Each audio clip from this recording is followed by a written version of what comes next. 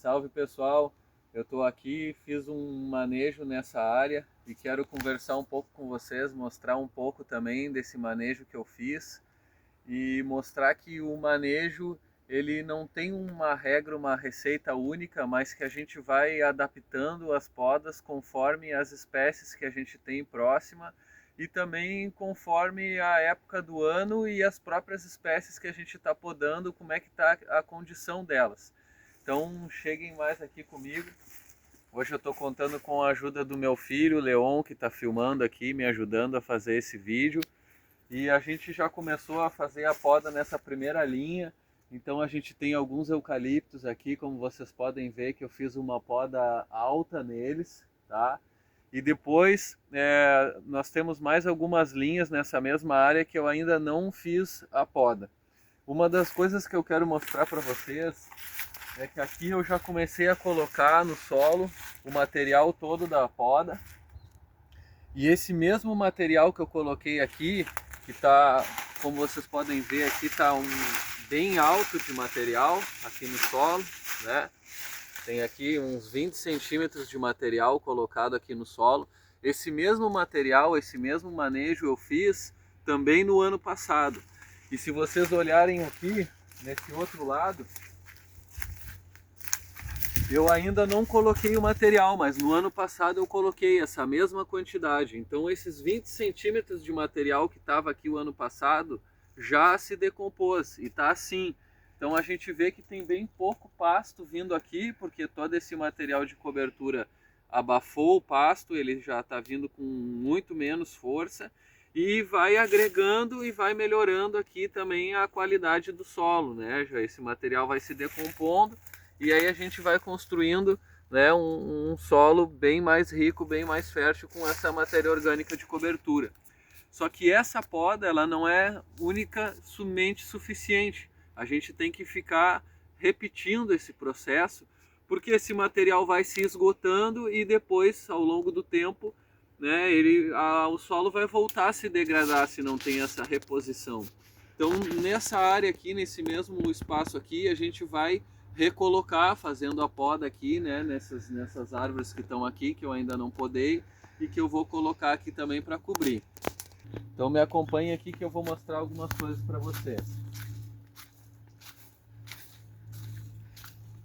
Aqui tem mais uma figueira que eu ainda não fiz a poda de frutificação, então eu vou fazer uma poda mais baixa aqui, porque o figo produz nos ramos novos, né? Então os ramos que vierem novos agora na primavera é que vão produzir figo, por isso que eu reduzo bastante ele no momento de podar, né? Como vocês podem ver aqui, ó, foi podado o ano passado, isso aqui é ramo novo, né? Aqui continua sendo feita a poda alta dos eucaliptos, que lá na outra área eu não fiz ainda, né? E aqui, como vocês podem ver, eu já fiz uma poda diferente, ó, porque aqui eu também tinha o eucalipto, mas eu fiz uma poda baixa nesse eucalipto. Nesse outro aqui também fiz uma poda baixa. Mas por que que eu fiz poda baixa nesses dois eucaliptos? Porque aqui eu tenho uma nogueira pecan. Então, como a nogueira pecan é uma espécie emergente, é uma espécie que ela ocupa o mesmo estrato e um ciclo muito parecido com o eucalipto, eles já estavam se tocando, já estavam começando a atrapalhar o desenvolvimento da nogueira. Ela não gosta, quando ela já está nessa altura aqui, de ter esse eucalipto por cima dela. Então, em função de ter a nogueira pecan aqui, eu já fiz uma poda diferente nesses eucaliptos aqui, uma poda bem mais baixa para proporcionar mais espaço para a nogueira que é do extrato emergente, né? Que é diferente, por exemplo, da bananeira, que é diferente da néspera, que conseguem ficar embaixo do eucalipto. Então, se vocês forem me acompanhando aqui nessa linha, a gente tem uma diversidade de plantas frutíferas e em função daquilo que está próximo de cada muda, de cada espécie, é que a gente vai fazendo esse diálogo, essa conversa e adaptando as podas para o desenvolvimento de cada planta. Então, ali anteriormente eu mostrei para vocês uma nogueira pecan que ela já tinha quase 3, 4 metros de altura, mas aqui eu tenho uma nogueira pecan que ela não se desenvolveu com a mesma velocidade daquela lá, ela ainda está mais baixa. Então, como ela ainda está mais baixa, a poda que eu fiz no salso-chorão também foi uma poda mais baixa. Ou seja, a gente não tem uma receita, não tem uma forma única de fazer essa poda. É por isso que a poda ela é como uma conversa, como um diálogo. A gente vai avaliando bem, a gente vai observando, né, qual é a espécie principal dessa linha, qual é a espécie frutífera, qual é a espécie que a gente está querendo privilegiar no momento que a gente faz esse manejo. E a partir desse olhar, desse cuidado com cada espécie, é que a gente vai adaptando as podas para poder privilegiar o desenvolvimento dessa espécie. Então uma nogueira nessa altura, né, que deve ter mais ou menos uns 2 metros de altura aqui, eu tenho aproximadamente 1,90 de altura, então ela está um pouquinho mais alta que eu, ela ainda é uma nogueira que tá pequena, né, que está fininha ainda, ela ainda está em desenvolvimento, não é uma planta que está para frutificar, que está para florescer, ela está recém se desenvolvendo, então ela ainda precisa de um pouco de cuidado, né, no verão em relação à seca, né, um pouco de sombra para ela é bom e também não precisa ainda uma poda de frutificação. Então a gente vai trabalhar o entorno dela em termos de poda de maneira diferente de uma nogueira que já está com 3, com 4 metros de altura. Então tudo isso é importante a gente avaliar no momento que a gente faz a poda, né?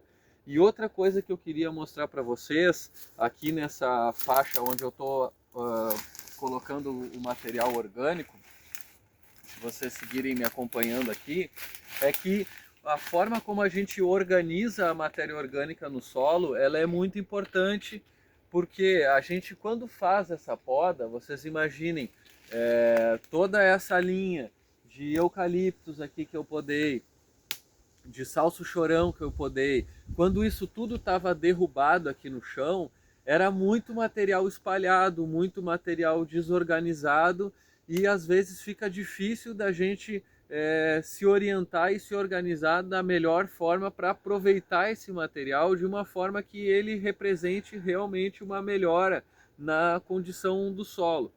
Então eu gosto de ter uma forma de me organizar na hora de colocar essa matéria orgânica. E por isso eu costumo utilizar uma técnica, uma estratégia que eu falo muito nos cursos que a gente faz, pelos lugares por onde a gente passa, que a gente costuma colocar o material no solo orientado todo para o mesmo lado.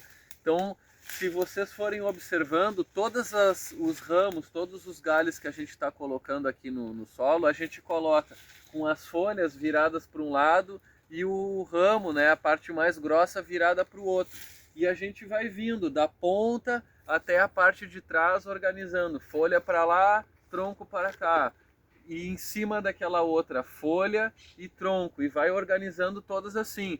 Então depois que a gente vai organizando todo esse material, então se vocês verem aqui, agora no momento quando a gente olha o material aqui organizado, parece que a gente quase não enxerga mais o galho, não enxerga a madeira, a gente enxerga mais as folhas que estão por cima, porque eu sempre vou colocando a folha desse ramo em cima da madeira do ramo que estava lá. Então aqui embaixo está a madeira, né? Tá um material mais grosso de madeira em contato com o solo. E aí por cima da madeira desse ramo aqui eu vou colocar a folha do outro ramo e a madeira virado para lá. Então elas vão ficar todas, né, encaixadas e depois a gente, quando olha, só vê o material de folha. Isso auxilia, em primeiro lugar, a gente ter sempre a madeira mais em contato com o solo, né, que é um material mais difícil de decompor, um material que leva mais tempo para decompor, então é importante que esse material esteja mais em contato com o solo. E também nos facilita para a gente transitar nessa área, porque como vocês podem ver, né, a gente com toda essa quantidade de material, toda essa entrelinha ela fica completamente coberta, então a gente acaba tendo que transitar, caminhar, né, trabalhar andando por cima do material. Então é melhor, a gente fica mais confortável para a gente, melhor para a gente trabalhar também, a gente caminhar sempre pisando nas folhas, nos ramos mais finos, tá certo?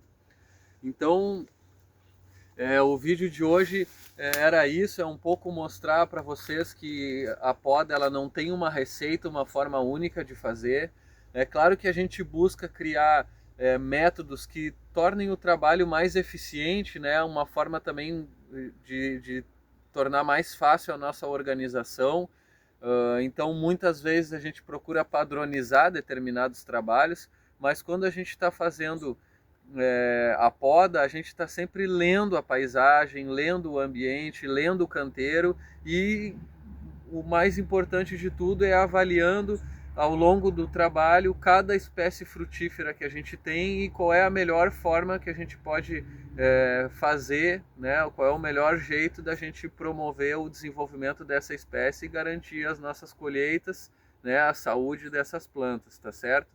Espero que vocês gostem de mais esse vídeo aí, que curtam, que compartilhem, que se inscrevam no canal e agora, né, além de auxiliar aqui no nosso trabalho, compartilhando esse vídeo também, uma forma de vocês agradecerem aí o meu parceiro, o meu filho Leon, que também está aí me ajudando, gravando esse vídeo aí. Então espero que vocês curtam, compartilhem, se inscrevam aí para nossos vídeos chegar cada vez mais pessoas, né? A gente tem recebido novas inscrições toda semana, comentários, né? Pessoas que têm se interessado pelo nosso trabalho, pelo conteúdo que a gente está compartilhando, e a gente espera continuar fazendo esse trabalho e trazendo cada vez conteúdos mais interessantes aí para vocês que estão querendo começar ou se aprimorar, desenvolver já os conhecimentos de vocês em sistemas agroflorestais. Valeu, muito obrigado.